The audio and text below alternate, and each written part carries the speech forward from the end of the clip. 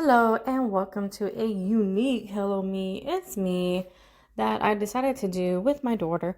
But before we jump into today's episode, I want to give you a little context because the conversation you're about to hear wasn't recorded after my daughter had a difficult night last night. It was actually recorded before. At the time, I knew she was processing a lot, and this conversation is some of the things that she was processing. What I didn't realize was just how deeply those experiences had affected her. But as we talked, she shared what it felt like to be one of the few students in the room whose understanding of poverty came from a lived experience instead of textbooks.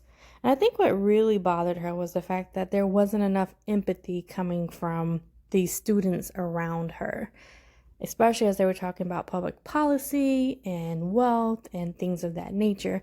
I remember listening, thinking that this is a very important conversation, a conversation about how people don't feel like they belong in rooms that. So, hours later, after this particular conversation, my phone rang and she asked me if she could leave campus and spend the night with me because I just think she was just a little bit dysregulated. And I realized that this wasn't just a conversation about a class assignment. It wasn't just about belonging or feeling seen. It is about the emotional weight that can come with being one of the first people to walk into spaces that weren't always built with your experience in mind. And I wanted to share this conversation. We wanted to share this conversation because we think it speaks to something much bigger than a classroom or a university. And I hope you'll listen with an open heart. Here's our conversation. I just got so mad on the elevator, but it to what I was talking about when I was with my friend at the library and we were studying. We're both people who got full financial aid to be able to be into the program. And she was talking about how her experiences with when she was sharing like what she has to go through as part of a low income family, the struggle she had. Why or where did she share this? Well, it was part of a class discussion on how poverty affects healthcare, access to healthcare. This is one of your classes? Yes, this is our class. And so she shared a personal experience. Yes, and then also outside of class, she shared a personal experience with one of our peers who's really sweet. But the problem is they always see us as like low income families as like a charity case or like they have a pity instead of understanding or like they try to relate the experiences we share to other people's experiences. Like instead of that's terrible and or like relating to how the problem is systemic, they're like, oh, I feel so sorry for you, or oh, my aunt also used to be low income, and it's just not very helpful. That's so funny because people say that a lot when people say, "Oh yeah, my black friend," Exactly. you know, because they can't relate personally. They try to find a way that they can, but they're trying. Yeah. Yeah, but it pisses you off. Why? Well, I'm gonna get to what pissed me off in the elevator, but it was also funny because our reading was about how people can't really empathize with people in extreme suffering due to their race, their gender, and poverty. And I was thinking, I mean, I get that, but I could actually relate to the people.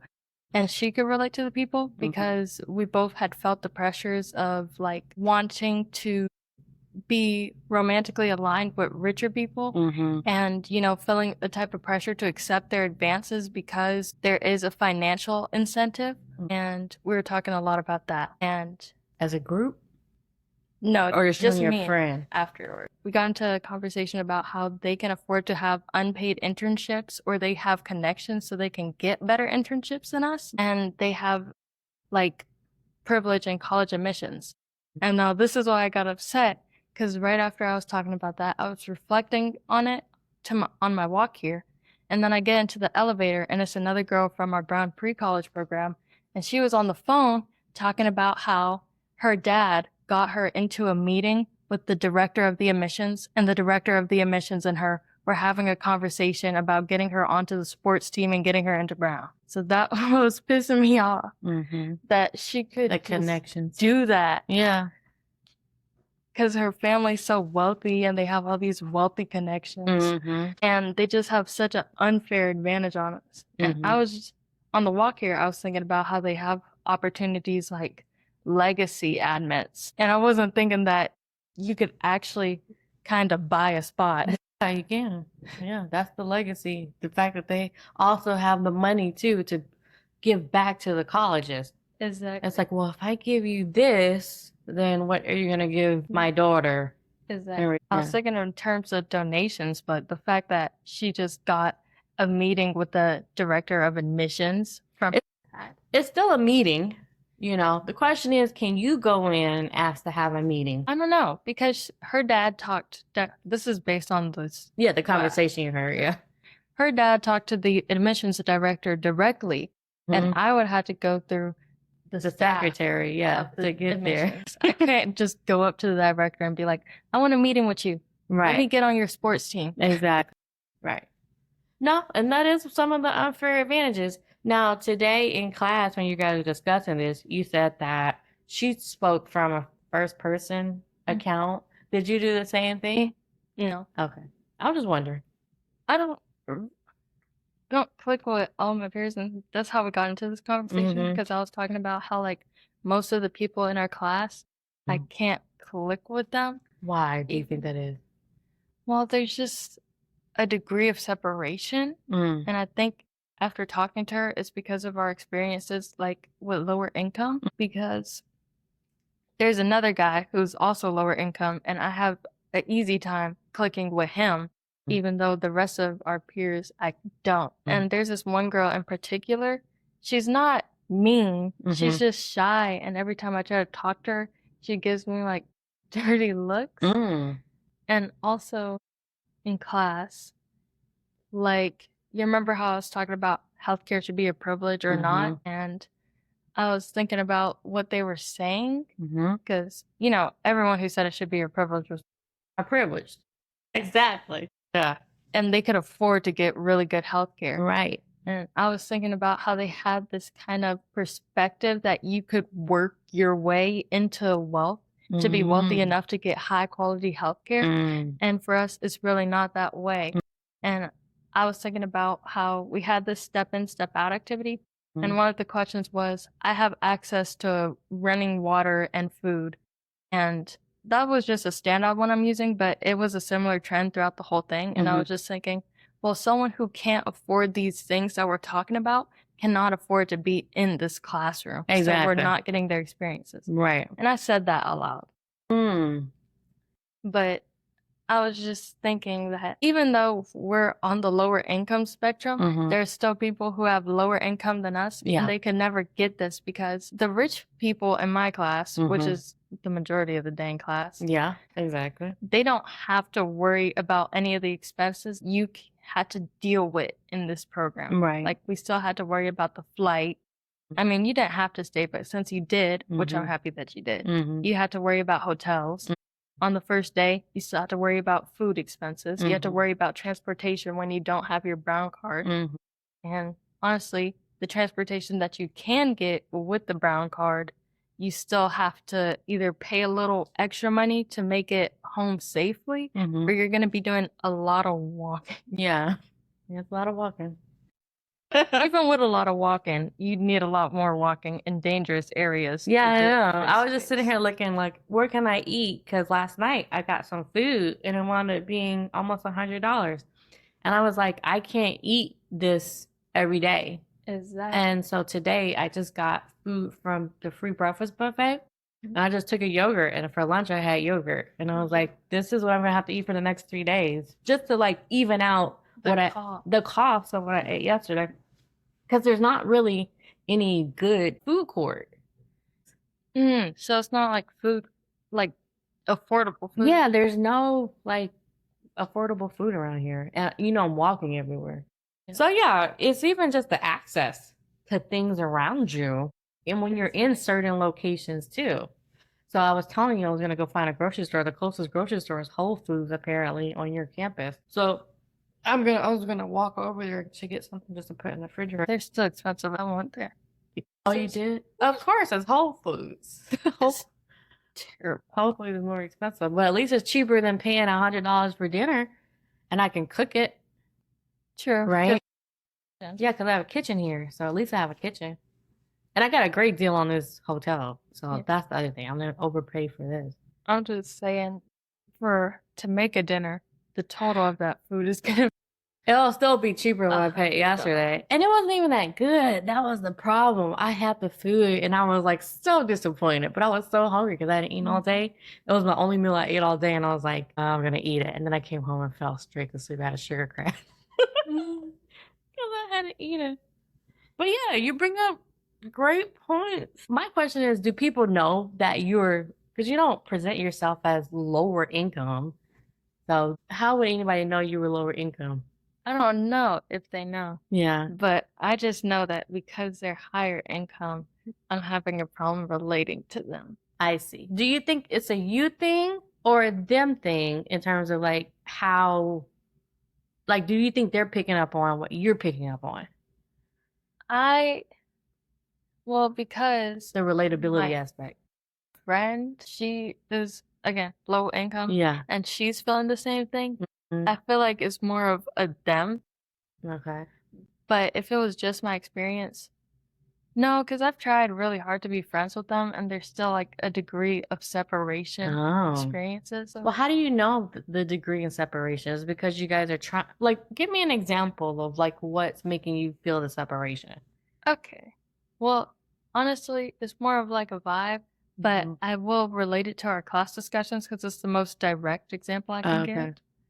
But in our class discussions, there's a very strong feeling of like, I worked to be here, and other people can work to be here too.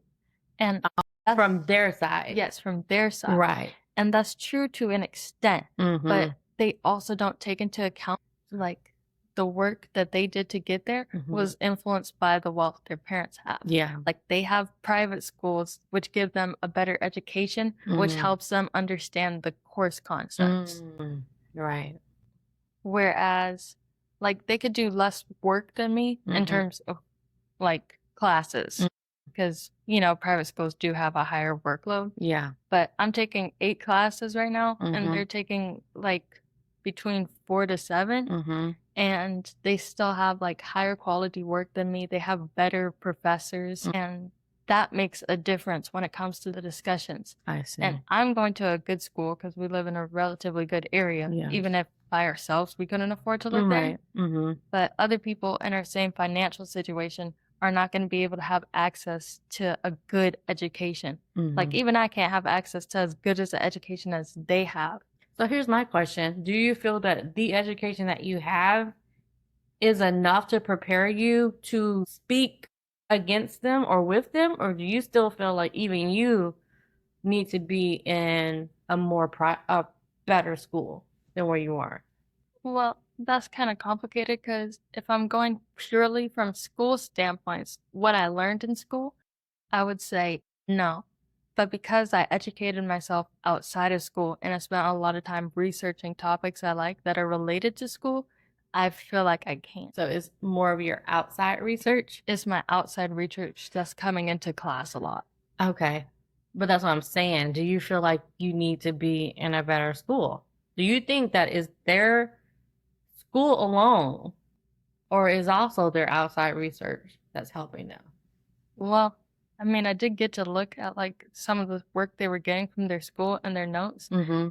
and that made me feel like it was their school alone is where they're getting the information from, Mm-hmm. because they had just like pages and pages of good information, good resources that I would like to have, Okay. and that could have saved me a lot of time. Well, do you know if you can get access to those resources? Is there a way to get access to those same resources without going to the school? Or do you think we need to start looking at better schools? Well, I don't necessarily want to go to a better school. Okay. Because, I mean, I can still do what I've been doing and get a decent education without paying the extra price. I just want you to be as, like, as ready as possible. You need to be able to compete with this. Well, I can compete with it, and I am competing with it in class. And you feel confident. Yeah. That's the most important thing. Okay. But it still makes it hard to and I did meet this nice girl. She's white and she's very liberal. And even then I felt like there was a degree of separation between us because yes, she has the liberal politics and yes, she is like standing up for those with lower income of different races, da da da da da. But then she still doesn't have the personal experience of being in a lower income situation. And she still doesn't like completely understand the different cultures of minorities Right. and how that influenced them to make different choices. Me and my friend were talking about, my friend actually brought this up first, but they still expect us to assimilate.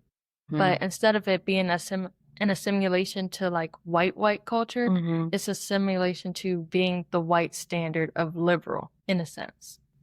For you, Like, who's going into this white standard of liberal? I'm confused.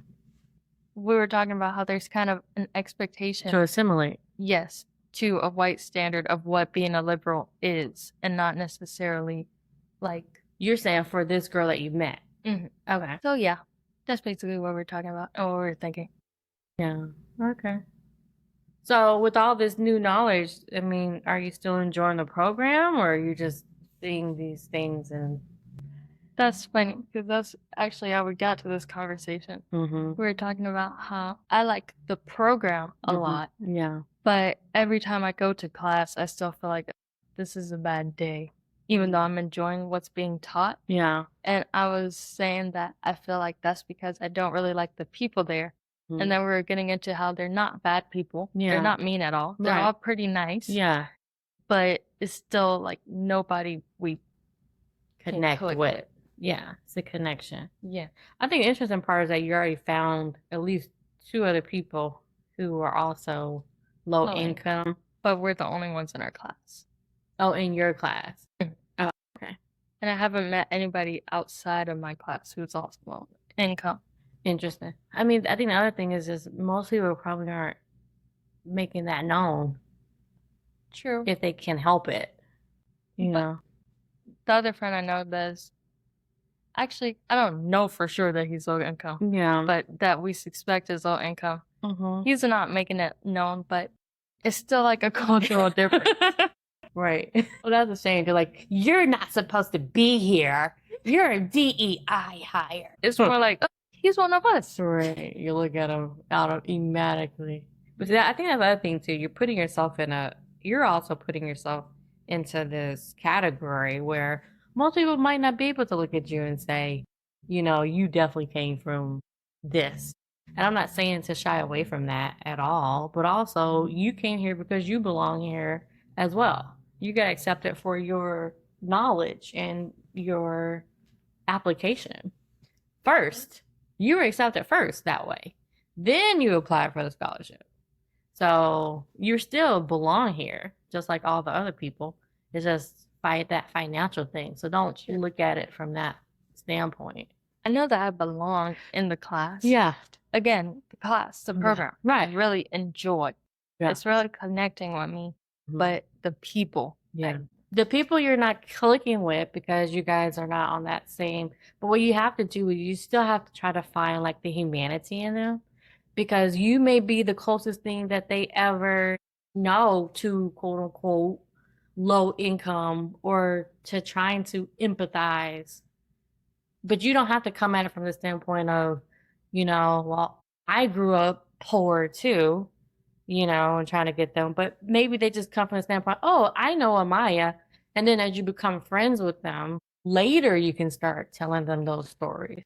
Yeah, I think I may tell them later if I do become close with them. Right. But you can still try now because you may be the closest link that they have to real people, in quotes, you know. They're wealthy, so it's a totally different way when you grow up with a silver spoon in your mouth. Versus it's easy to say, oh, you can work your way up to here because, you know, my dad did. I remember when we went on that trip to Huntington Beach and that lady was talking about how she got her daughters into construction Exactly. by giving them jobs, you know? So you've seen wealth at work before where it's like the kids would be like, well, I earned my way here. And it's like, no, mommy helped you get here, It's like, you know? yes, you did do work, Yeah. but the reason why Resources. you're at the place you're at is Mhm. because of someone else. Yeah, her resources, her links, her, connections. So it is very different from coming up from the bottom to the top by yourself versus you're seeing that real life experience. I mean, all the way at the top. A lot of us just talk about it from the in between. And every day you're being able to see it from literally from the top. So I'm sure it's a very interesting experience. Ugh. It was after this conversation that she called me, and a little later and was like, Mom, can you come pick me up? I think at the end of the day, because she's so vocal, it was a lot. It was overwhelming. I know I got a lot of comments about, she's supposed to be here, and I think she knows that.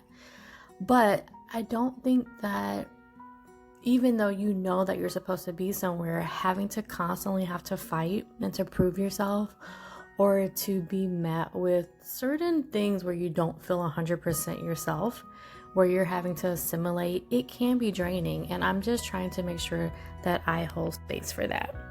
I do want to say thank you for joining us for this conversation. If there's one thing that I hope that you take away from this, is that trying to fit into spaces where you don't always feel like you belong can be incredibly lonely at times. And that can be for a multitude of reasons, whether that's because of your race, your background, your finances, your education, or simply because your life experiences are just different from the other people in the room. I hope that you never feel like you have to leave pieces of yourself at the door just to be accepted. And it's the exact same thing that I told her. Sometimes we wear these masks and you shrink yourself so you can fit in, but the world doesn't need a smaller version of you.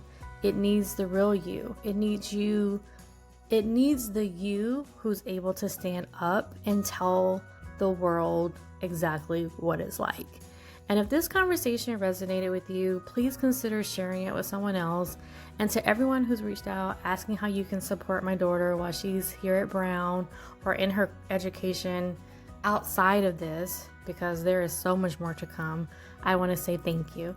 Your kindness has meant so much more than you know. Your information, your kind words, your financial support has been more than we could have ever expected, and we're so grateful. If you'd like to help with the cost of this journey or support the work we're doing, you'll find my Venmo and my Cash App and other links in my bio on my threads, or you can just reach out and find me at Nikki D. Lovely. Whew, that was a mouthful. But thank you guys so much for listening, and until next time, because we are making sure that we create this as a series for her to share her journey with you. And until next time, I appreciate you. Bye-bye.